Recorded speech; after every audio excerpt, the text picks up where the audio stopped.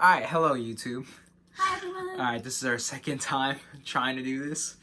Alright, Words so are hard. yes, they are. Especially for me. Quarantine has turned us into monsters. Okay, so we're reviewing, as the title says, Stargirl, which is available right now for streaming on Disney Plus. And it's starring Grace Vanderwaal, Graham Vercheri, I don't know how to pronounce names, I'm sorry. Karan Brar, who's best known for his character Robbie Ross from Disney Channel's Jesse and Punk'd. And also guest starring Los Pollo Locos' very own Gus, aka Giancarlo Esposito. Alright, so Stargirl is based on the novel of the same name by Jerry Spinelli. And it's a coming-of-age film. So, honestly, mixed feelings about this film. Hard mixed. Well, not for me. Okay, you wanna tell your Let's go. your thoughts Okay. and concerns on My this? thoughts, feelings, and concerns. Just from the trailer, when we saw it, that it was coming out, just from the trailer alone, I was like, ooh, hard pass. I'm not gonna like that movie.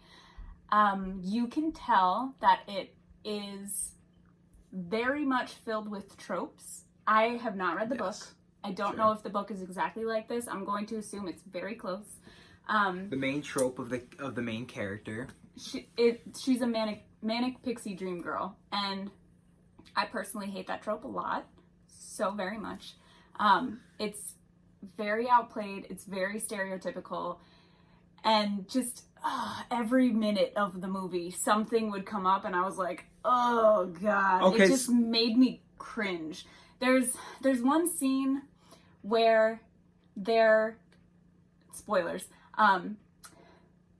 Grace Vanderwaal, who Not too many spoilers though. who is Stargirl, one of the main characters, is walking with our actual main character, and they're talking, and just the dialogue between them is so. Is it the first time that they're talking? Yes. Okay, oh, yeah, that one is so a little cringy. Especially because, when she yells. Yes. Yeah. Alright, I got when you. you guys see it, we don't want to give too many spoilers because this is very new. But just a lot of the dialogue between the characters and a lot of the monologuing that the main character does hits so many stereotypes for the manic pixie dream girl, for the coming of age, we don't know who we are, and there's this random fantastical girl who's going to give us life lessons, and she's just so out there and outrageous, but it's powerful and fucking kill me. So what I would God. say, it's very reminiscent of 500 Days of Summer. Yes. And also if you've watched Paper Towns. Yes. Yeah. She's very Margot. I think that was the name of the character from that one. It's also you get a little bit of that with Ramona Flowers from Scott Pilgrim, but Ramona is more of her own character. Well, okay, so you didn't think that about Stargirl? I really felt like, I don't know. It felt like she was there because I did like the fact that she started to try to kind of mold herself into what others wanted. But then she kind of was like, you know what? Nah, this is who I am. This is who I'm going to be. Okay, that part, yes. Yeah, exactly. That's the part that switched, that I was like, oh, okay. So, because I agreed with you right before the film even started. I was like, yeah, this is like kind of 500 Days of Summer and stuff like that. That part I could understand, where at least you see from her side, she's like, okay, maybe I am being extra. Yeah. So let me just try out something else. She tries it and doesn't like it, and she's like, this is just not who I am, which is great. That part, sure, I totally agree with. I like that they had that. There's other things in the movie that I do like, and we can talk about it, but the dialogue between them and her character, it's just, it was so stereotypical of that that trope. Yes, and there were just so many scenes where I was cringing so hard because I was like, they're cut and pasting every kind of trope they could find for it. I can definitely concur. It just it did feel like that. It really felt like I said, very reminiscent to those two other films that I keep bringing up, and because of that, it kind of like you're kind of like, this is like the kid Disney friendly version of it. Yeah. Not that those were like Not that much more, but it's like the younger version. Exactly. And yeah, that's very true. Hate, there are good things in this movie to take away from, but the thing with, in my opinion, with that trope, it's very like, they don't have any kind, that manic pixie dream girl trope, that type of person has no real care for how they interact with other people. In this movie, she is trying to do good deeds, so there's that, which I liked, but there's just stuff that she does that it's like, ugh, it just makes me cringe. Like, she 1 second is like, I'm gonna change, and then she tries changing because the guy's like, I don't know, why don't you try this? And she's like, all right, and then it doesn't work out, and she like gets mad at him, and it's like, you did this, why are you, like, there's weird there's weird random fights in the movie that happen between the characters that feel forced. Yeah, it was very dramatized. Yeah, is that even a word? it's Like, it's over, like, it was just very melodramatic. Yeah. During some scenes, especially a huge scene that occurs within the school that I felt like was like, that's a little extra. But honestly, for me, what saved this film was because this actress, Grace VanderWaal, is also a singer-songwriter, and she always plays the ukulele. Apparently, I've never heard her personal stuff. I have. I it's just great. She's a great singer, dude. Yes, that's what I was gonna say. Honestly, that's what saved the film for me. Yeah. Was every musical number, because I am a the songs sucker for musicals, the and songs like in it were great. Yeah, not only were the songs great, but also the way that they performed it was pretty superb. I also like the camera angles while they did that. Like, it felt like a little short music video. Yeah. And I really like that. That's what saved it for me, her singing, honestly. Her singing is fantastic. She has a beautiful voice. And I like that she plays the ukulele and stuff too. I play the ukulele. I think it's great. But there's times where it's just, like, the first time she plays it is during a football game, and it's just, Actually, I think the first time that she plays it was in the cafeteria. Oh, you're right, yes. But yeah. But even that, so it makes my point even more. Both times, she just whips out the ukulele randomly and is singing, and it's like, what the fuck is happening? And I mean, it adds to that trope of her being random, but it's just like, what is happening? What took me out of the film, and I'm pretty sure you're gonna remember, is the pet rat. Oh Cinnamon. My god.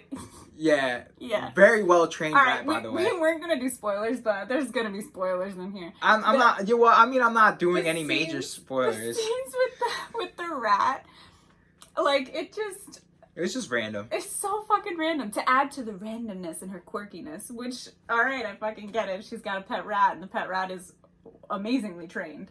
Alright, one thing I gotta say besides all this is I really love her outfits. Oh, okay. Her aesthetic was great. Not just her, all of the clothing in the movie was That's very perfect. true. Yeah. When you're first introduced to, like, the main body of characters, everyone is wearing gray, black, darker colors, and then you have Stargirl who comes in and she's bright. Yeah. Her outfits are very, like, pieced together in such a perfect way that you can tell, like, oh, she's supposed to be a bright part of this movie, Stargirl. It makes sense. And then as she gets integrated into the school, all of the clothing starts to change. That was something that I'm glad that you noticed. Things aren't also as noticed dark anymore. Especially, I remember a scene, in my bad for cutting you. Especially the scene that I remember that promptly is when they're having, like, an assembly, and, like, literally it's like shining on her. Yeah, like, you can see everyone is dark, and then you can see her outfit is very bright, and it makes her stick out, which is the whole point. But all of the outfit choices were fantastic. Every character had, like, their own style. Yeah. And grew that's into something it as the that movie went. that's something that I really always appreciated about Disney and Disney Channel Yeah. films, Yeah. especially, like, they always had very good stylists. Yeah. Always. Yeah. Like, especially, like, Wizards of Waverly Place, High School Musical, Yeah. like, you felt like, oh yes, that's exactly what that character would wear. Yeah, You know what I'm that's how saying? this movie felt, Sharpay from too. High School Musical, like pink, pink, pink, Glitter, fabulous. yeah. Yeah, exactly. 100%. Okay, so And the settings for the movie were fantastic. They're in Arizona, and just some of the scenery that they have. There's they're in high school, and there's a lot of football games that they show. And there's one scene where they're starting out before a game, and it's just beautiful backdrop. So they picked really good locations for it, and just every scene, every background, you could tell they didn't put extra things in that weren't meant to be there. Their high school felt like a high school. Like sometimes when you watch movies, you're like, that can't be someone's real high school. Whose high school has that much money, has that fancy of stuff? True. And this movie, I felt like I was looking at my high school. They had shitty chairs, the assembly chair, like nothing, everything was pieced together from years and years that they've been repairing different chairs together and mixing things. So it felt like a real high school. And I have to say that there's things that happen in the movie. In the beginning, I thought people were gonna be like dicks to her because she's different, and you know, it would be that stereotype, but it didn't start out that way. All of the characters were really accepting of a new student, and she's kind of weird, and they're all like, this is cool, she's a cool person, let's integrate her different style into our stuff, and let's have her join our stuff. And that was really cool. I was like, wow, I'm glad they did that. They didn't go like a stereotypical route. And then things got weird with the plot. And that's where we were talking about like some of the fights that happen and people getting upset, and very melodramatic. It got weird. So what would you rate this on a scale from 1 to 5, or however you want to grade it, whether it's like A, B, C, whatever? We'll do a 1 through 5. Okay.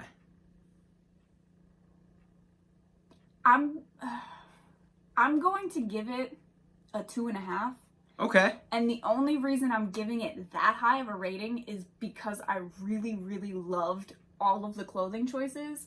I loved the scenery, and there were some good things in there. There was some good little things for, especially it's a Disney movie, like, we're older, whatever, but we can still learn about ourselves. So can you.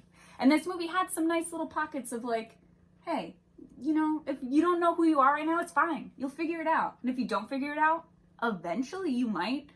Everybody grows differently. And I liked that. So there were some good little pockets to learn from. Like that scene that she talks about, like she does her own speech and she talks about a flower and how it grows. Yeah. There's a scene with our main character and his mom. And his mom is talking about trying to figure out who she is after she loses her husband. And there's a lot of... Can we also mention the fact that my boy Gus was in it? I know, and he pops up so randomly. I was just like, what is he doing here? But I don't mind. He's a beautiful man. I appreciate it. So yeah, I'm going to give it a 2.5. I would like to give it less, but I can't. I want to give it the same. I'm gonna be honest with you guys. When it comes to Disney, if it has that stamp, I almost already... You want to hop on board? Yeah, I'm almost already automatically gonna like it to some certain degree. It's hard for me to hate stuff that's from Disney. I mean, obviously, that's why I'm paying for Disney Plus instead of Netflix. Like, I prefer that. So it's like... It kind of feels like a Disney Channel movie, so it's like already like I'm like, oh, okay. So it's like in that vein, though, I would still give it a 2.5. I would say almost a 3, just because of the musical numbers. I'm a sucker for musicals, and it's like I just love, and it really entertained me. Yeah. And for me, it entertained me. Would I rewatch it? That's when it comes down to like really grading it again. Would I watch it again? And I'm like. No, I don't think so. The first half of the movie had me cringing so hard that I almost didn't want to keep watching. There's certain conversations that, like you said, the characters... The dialogue, oh god, it was just so, like, YA stereotype, blah, I don't know. I couldn't. It's making me not be able to talk anymore. There Well, were some things that saved it a little bit, but I wasn't a big fan. well, that's our thoughts on Stargirl. Please let us know if you liked it, if you're gonna watch Yeah, let it us or know not. what you guys think. Yeah, like, subscribe, share, all that good stuff. And I don't know what I yeah. was doing. Yeah, let us know what you guys think. Maybe you'll enjoy it. We have so much time on our hands, people. Let us know. Please talk to us. It's so Yeah, hard. it's bad. But yeah, what a day to be alive. It sure is. It sure is.